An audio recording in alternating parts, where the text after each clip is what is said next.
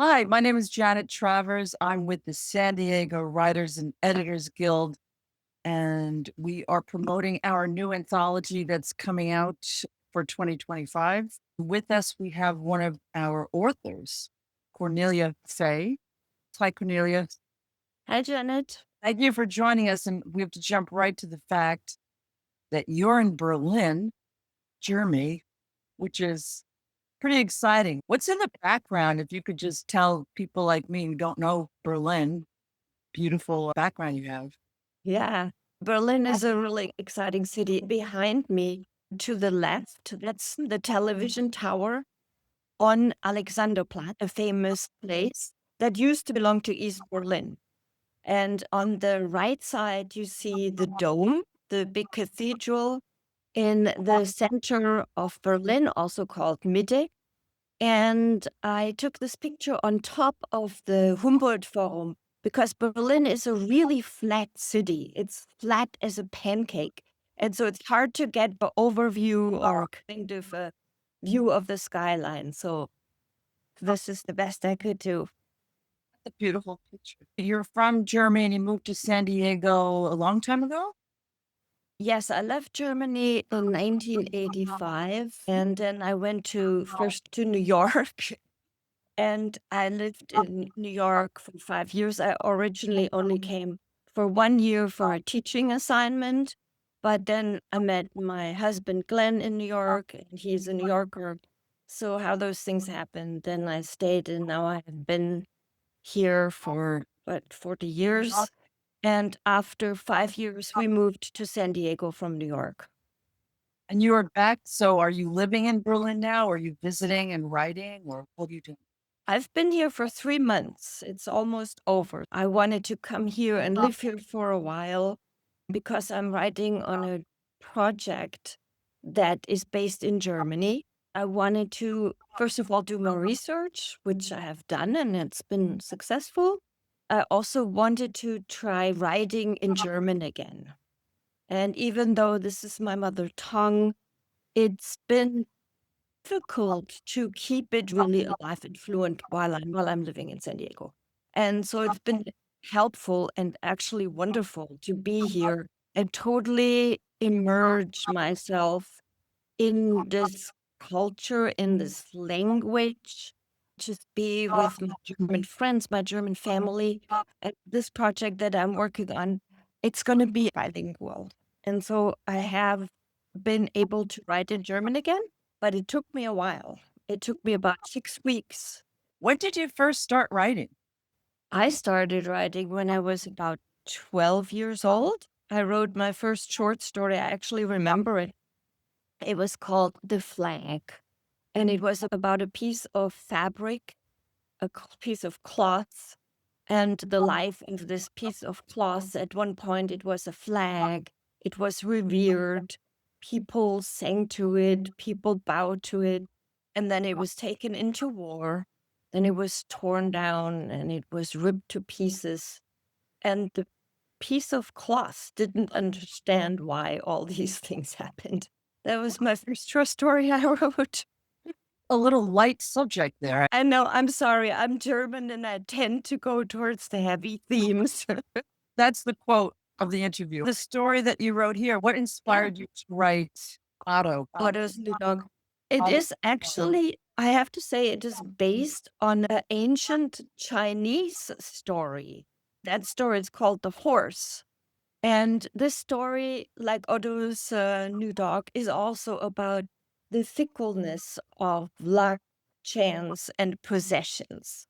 And I thought I would like to adapt this story to this theme of the anthology because there is quite a lot of levity, but also wisdom in it, I think. Do you have a favorite short story that you've written?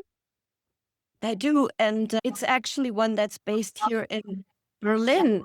It's called Bahnhof, which is a station here in Berlin that used to be a transit point to go from West to East Berlin to visit. And one day when the wall was still up, it was in the 1980s, I did that. I went across the border in order to go to the very famous Pergamon Museum, where they have a big Greek altar and also the absolutely magnificent Ishtar Gate from Babylon. And I wanted to see that. I did a day trip, and when I came back and I tried to transit back from east to the west again, I got arrested and I spent a few very uncomfortable hours in a cell, 3 floors underneath Bahnhof Friedrichstraße. That's what that short story is about. And it's based on a true event. Where did you read that? Yeah, it's in an anthology called Crossing Borders from the Sisters in Crime, Partners in Crime. And I revisited the location while I was here, and they built a building around it. It's called a Tränenpalast or Palace of Tears.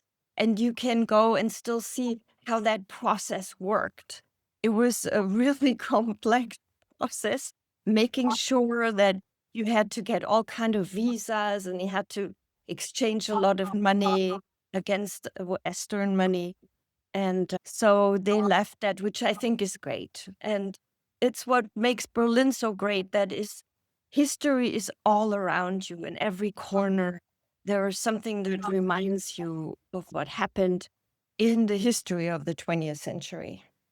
When you started, let's say when you were 12 and wrote your first story, have you been writing consistently your whole life? That became your vocation. You decided to be a writer?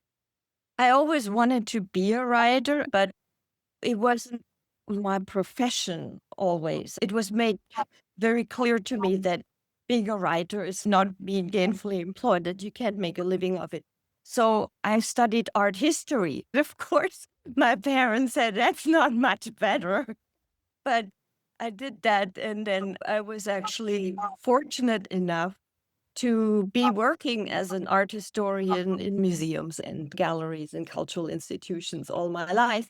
But I was always writing, and I thought I'll just do it for myself. No one's really going to publish it anyways. And so I did that for a long time.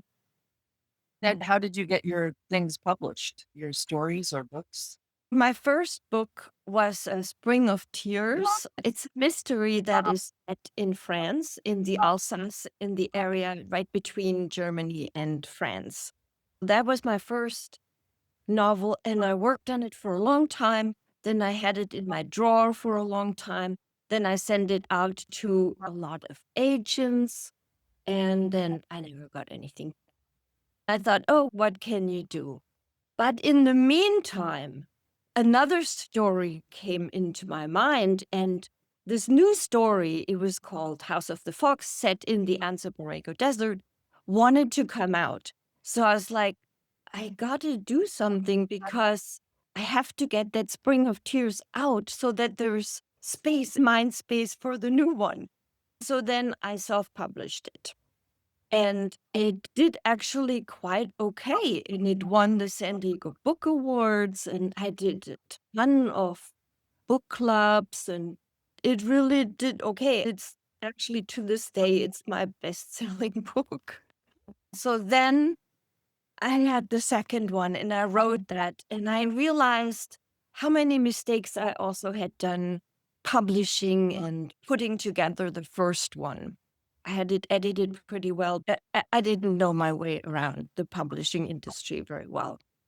And at that time, Tamara and I were working on a short story anthology together back then in Coronado.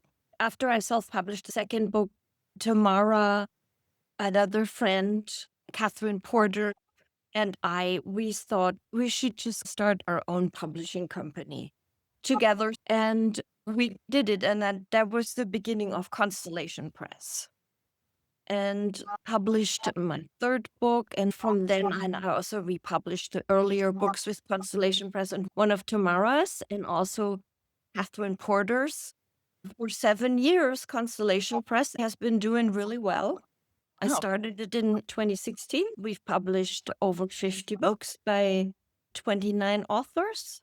And just today, finished another one this morning. Yeah, that's how that all started. that's so good. positive story. That's a lot of books. What does writing short stories differ from working on longer fiction for you? I like writing short stories because you have to come right to the point. We have to cut off all the fat and all the fluff and concentrate on a very specific time frame, on a very specific number of characters. I also write long stories. I also enjoy that, where you can take your time. But the advantage of a short story is that it's manageable and you can really file on it and you can really polish it because it's so short that you can actually go over it word by word and say, is that word necessary? Is that word really necessary or can that go? And I enjoy that process. Do you think you could apply that same idea to longer stories or novels? If you really got down to the nitty gritty and filed, chiseled it down to the bare meaning. I don't know. I think that would be really difficult because if you write a novel, you also sometimes have to take a little time and you have to go and dwell a little bit maybe on the setting or maybe on a side plot, or you'll just end up with a short story. That makes total sense. I'm going to jump back to the San Diego Writers and Editors Guild. Go Padres. We know where I am. I'm not in Berlin. Clearly, I'm San Diego. How did you get involved with the San Diego Writers and Editors Guild? Do you like it? Do you enjoy being a member? Yes, of course. I really like the people. I like the resources. They have sometimes the marketing meetings and yeah, I think it's a wonderful organization that I recommend to everybody who's a writer or editor to join. Have you been in a few anthologies, or is this your first one? Oh boy, I don't even remember. I think this is maybe it's the second one. I'm not sure now. I think it's my first one, actually. I've been in so many anthologies. I don't remember. There was the anthology about the 100 writers during the COVID. Yeah, I think it's my first one. Let's just say that's what it is. Okay. Not like you're a slacker or anything. I even have this is on my reading list. You Oh, signed this. nice. Thank you. Now, what is your writing process? How many hours a day do you write? How do you do it? I write in the morning pretty early on. I'm always at my desk at 9. And for me, that's a good process because I have conditioned myself and I have conditioned my mind to be ready to write at that time. And I write until noon or until 1 o'clock or so. Sometimes I also do editing work, Constellation Press or proofreading or something. But I'm always at my desk at that time. And I've done that here in Berlin too, just simply because those are the most productive hours. I can think best, I think clearly. And then usually after lunch, it tends to be a little more loose. I go to the gym or I go swimming or I go for a walk or yoga or something. But yeah, my morning hours are my sacred time, so to speak. People are always interested in for some reason. So am I. 3, 4 hours, and that's good. Yeah, I think it's enough. I think if you force yourself maybe to do 6 or 7 hours, I just don't think it's that productive anymore. At least not for me.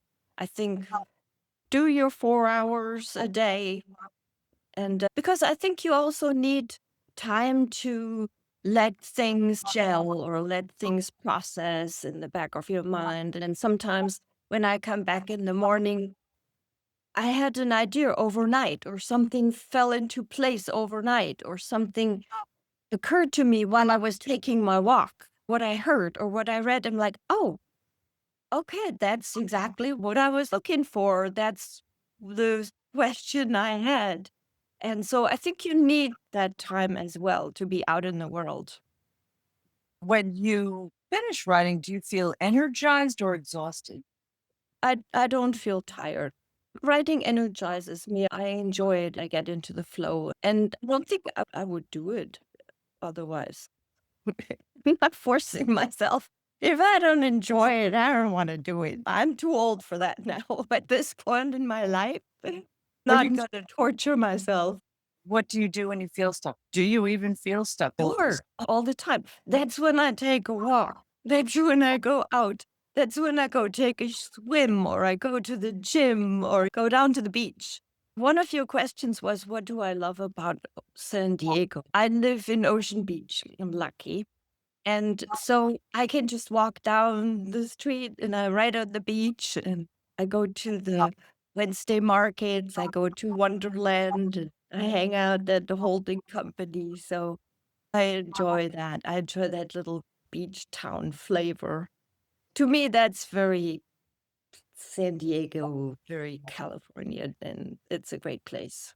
It is a beautiful place that you live. That's very What genre do you write in most often? My genre is pretty much mysteries. So I've started out with mysteries and I'm calling them art mysteries. Since Mm, I am an art historian, that's what I know. And my protagonist, my main character, her name is Vega Stern. She happens to also be an art historian. So she has to solve the crimes that occur in all these beautiful settings. One of the settings is a remote Zen monastery in the middle of the desert. She has to solve them through the knowledge of art or artists. And so that's always plays a big role in my stories and my mysteries. so you don't have to do extensive research when you write your novels because you're an art historian, right? I still do research and I also have to go deeper into some art related topics. And I do research about the settings.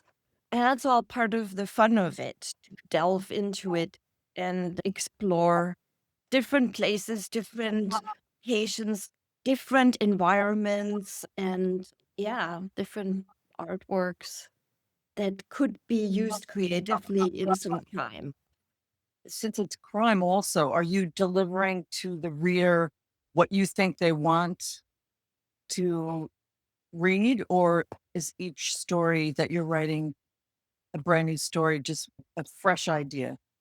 I don't cater to the reader and I don't try to be really super original, but I try to be authentic in what I write, what I see, what I believe. Good answer. Plotting, do you have it all arranged beforehand? Do you plot your whole book? Do you have an outline? The question is always, are you a plotter or a pantser? And I'm both. But since I write mysteries, I always have to have the beginning. And this is how I start every book. For some reason, at one point, I have the opening scene in my mind. Maybe I see something or I walk somewhere and bam, it just pops in my mind, this opening scene, like a little movie. Okay, here's the dead body, right? So I have that scene. And then, of course, I do need to know the end because it's a mystery. So I have to know what actually happened and who did it. And then in the middle, I'm a little more loose and I let the beginning develop a little bit more itself. What happens in every book, and I think this happens to many writers, there is always at least one character that surprises me and just runs away with the story, steals the show. And then usually it's a woman, usually a young woman. And then I'm always just, okay, you go, girl. I'm gonna follow you along. So sometimes the storyline takes some unexpected turns when that happens, when some of the characters just start to develop their own voice. So are you creating all these characters or are they based on people you've met? A mixture of both. I think we probably all know certain types of characters that we like to depict. For example, in this short story about Otto's new dog, they were all original characters. Maybe a little bit like the characters that I know from our ranch up in the countryside, but otherwise, yeah, those were just characters I came up with. But in the books, they are sometimes based also even on members of my family. That's a good lead into what do you do when people come up to you and say, "Is that me? Are you writing about me?" I totally deny it. Obviously, I completely deny it. How could you even think such a thing? I would recommend always deny it. How long on average does it take you to write a book? On average, at least 3 years, I would say, going through all the drafts and changes, at least 3 years. Then I go through it with my writing group. We go chapter by chapter and then goes into editing and copy editing. And so I would say a book goes through at least 7 drafts. Wow, 7 drafts. Now, your writing group, you find it useful. Absolutely. I think it's useful. And how many people were in your group and how long have you been with them? There's 5 people in the group, and we've actually been together for at least 7, 8 years. They also write. All those sets of eyes going through every chapter with you of your book. Yeah, and they all look at it from a different point of view. And oftentimes, I think every writer needs that someone else looks at it and gives you feedback. Does that actually come across what I had in mind? What I pictured in the movie in my head? Does that actually come across the page? And does it actually arrive in the reader's mind? And can they visualize it as well? So it's very difficult to, I think, do that completely on your own without any feedback from someone else. Yeah. Who are some of your favorite authors? I have a few favorite German authors. One of my first authors that I read was Hermann Hesse, and Siddhartha was my favorite book when I was a teenager. And I have to say that it really set the course for my life. After reading that book, I was like, oh, okay, I've got to go to India, obviously. And I did. And I also really enjoyed reading Kafka. When I was a teenager, I read every single thing he wrote. And I enjoyed Thomas Mann, Death in Venice, The Magic Mountain. So I had a lot of German writers growing up. And then in America, I like to read Richard Powers. The Overstory was one of my favorite books ever. And I read his other books, but that one really stands out. It was just one of those books that changed the way you look at the world. And that happened to me. And I know it actually happened to other people too. It's such a beautiful, powerful, epic books about trees and about nature and about the deep connections that we all share. I would recommend that to anybody. You read a wide variety of writers, not just obviously mystery writers. I read a lot of nonfiction. One of my favorite writers is Yuval Noah Harari. Nexus, he wrote Nexus, Homo sapiens. He wrote 21 Lessons for the 21st Century. He's an amazing writer and writes really well, but also an incredibly deep thinker. When I grew up, I think one of your questions was about the power of language. When I first understood, I felt the power of language. And I have to say for me, there would be Friedrich Nietzsche. I'm still a great lover of Nietzsche and his philosophy and his writing. It doesn't translate well to English at all. But his language is so powerful that it gave me a jolt, a real jolt when I first read it. That's exciting the way you described it. And it's exciting to hear the authors that you're saying we grew up with. When I read Siddhartha, I was in high school, so whatever that is, 15 or something. It pretty much changed me too. The writers are from Germany and they shaped a lot of people all over the world. So I'm so glad to hear that. You also read, and it still is a book that kind of stays with you.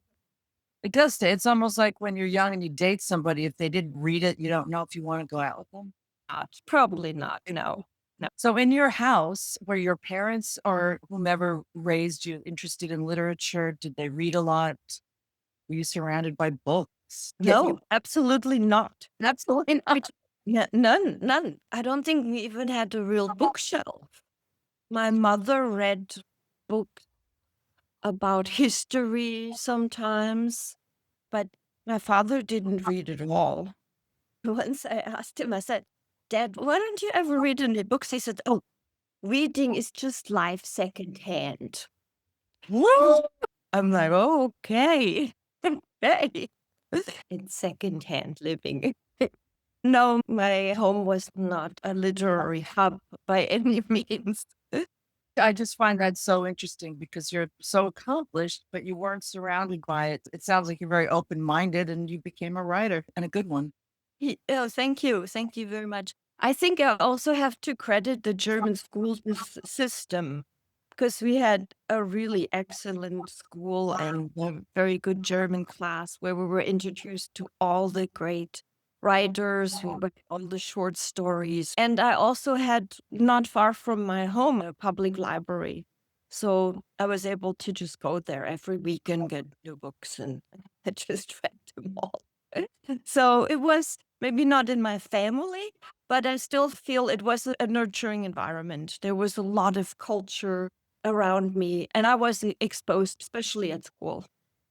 So with your books or your next short stories, whatever you're writing, do you have a list that you're going to pick from or you just get inspired? Where do you get your ideas from?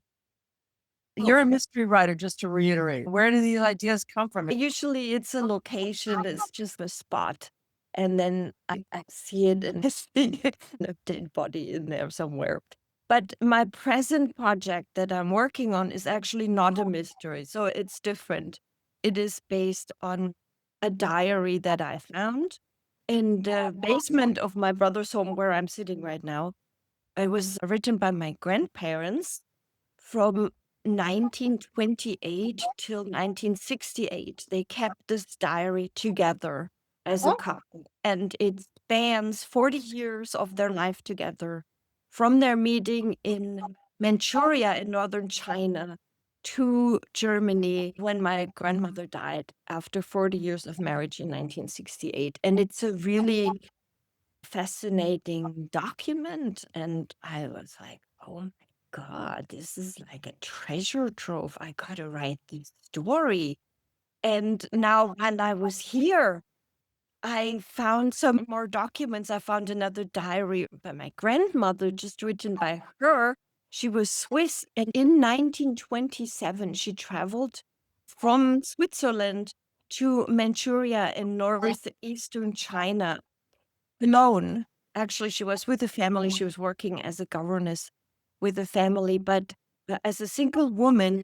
And she wrote a diary about her trip. It took her a couple of months to get there and to visit all the cities, all the places along the way, going through the Suez Canal, going through the Red Sea, going around Sri Lanka, then India, Thailand, Bangkok, Shanghai.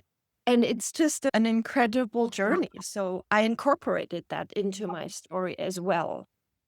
It was a really beautiful surprise. It fell into my hands almost. That's a big find. So it complemented the other diary perfectly. Obviously, you're a reader. Do you go all the way through one book? Do you have 5 books by the side of your bed? Or how often? Do you read every day? Yeah. I read about a book a week, pretty much. Yeah. I know you're reading in German now. I always try to read a lot of books in German, but right now I'm also reading some English books because I like to read the books in their original language. And I was trying to do some research right now on overcoming trauma, which kind of plays into my project because my grandfather was also in the war, and he was a Russian prisoner of war for 4 years in Siberia. And yeah, I've been reading a lot of books surrounding these themes. And so when they happen to be in English and they're original, then I read them in English, otherwise in German. How about your working titles? Do you have a working title before you begin a project? It depends. Sometimes I don't. Like for this last book that you showed, Refuge on the Mountain, I couldn't come up with the title. I was asking my writing group, I was asking people like Tamara, what should I call this book? I just couldn't come up with it. And then in the end, I just picked that, and actually now I like it, Refuge on the Mountain. And actually it works well with that book. But in previous books, for example, the one I'm writing currently, it's called Ways of the Ancestors, because it's about my ancestors. And it's also, I think, not just about my ancestors, but a little bit more, what did they go through? What was it like to live in the 1920s and 30s, especially in Europe, especially in Germany?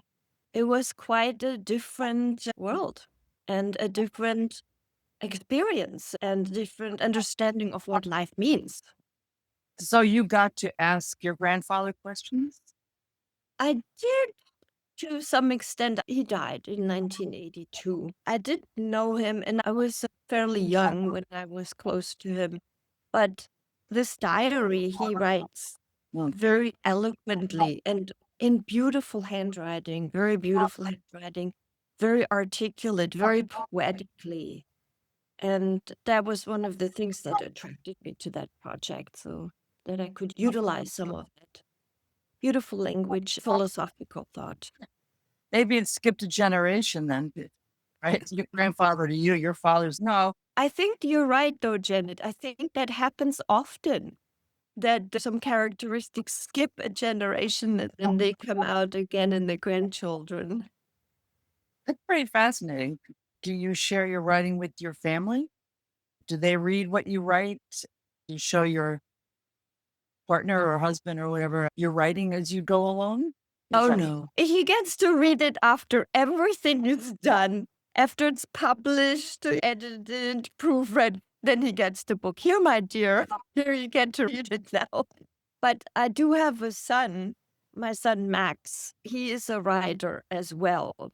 And he's actually coming next Monday. He lives here in Europe. He used to live in Berlin for 5 years. Now he lives in Leipzig, which is a city close by, also about an hour by train. And so whenever we are in the same continent or in the same city together, we always have a writer's retreat. And when he's in San Diego, we'll go up to our ranch in the mountains and we just lock ourselves in for 3 days and we read each other's stuff and then we discuss it. He's great at that. And so I feel really fortunate that I have a son like that and can do that. And I can do it with his writing and he does it with mine. So he comes next Monday to Thursday and we'll do it here in Berlin. What does he write? Do you think he learned it from you? No, he went to USC, to film school. He started writing screenplays. Now he's working on a novel. And he's been working on that. Oh, and he has also some short stories in some of our previous anthologies that we did together. So he does write short stories as well, but this one is a novel. And it's not a mystery, it's literary fiction. What one thing would you give up to become a better writer? Not a damn thing. I think it all needs to be there to make it authentic, to be who I am. I have my flaws, I have my failures. I'm not a perfectionist, but I'm really comfortable with who I am, to be honest. And I don't want to miss a thing. Also, all the stupid things I did, which is quite a long list, but I don't want to miss them. What 3 words describe how you feel having completed your book, a short story? How do I feel? I guess there is some kind of relief. There's some kind of satisfaction. You never know, are you really finished? At least for me, I think, okay, I'm finished. And I'm going to read it again in the morning. I have a big thing about this going through the night. And then I read it again in the morning and I'm like, not quite there yet. So that's the thing about being finished. Are you really finished?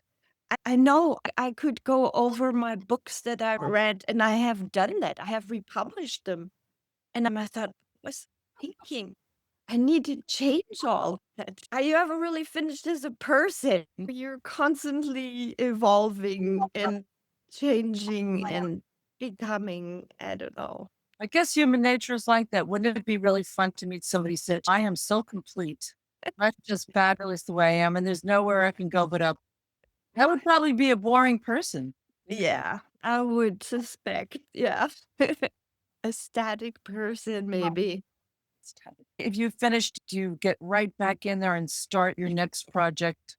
Or do you give yourself a little break between books or stories? Or do you go right into editing since you have a publishing company? Are you gonna go back to work the next day, or do you wait a couple of days and say, "Oh, I'm gonna take some time off, or I need to keep writing"? I don't really know how to answer that because it's for me it's more organic process.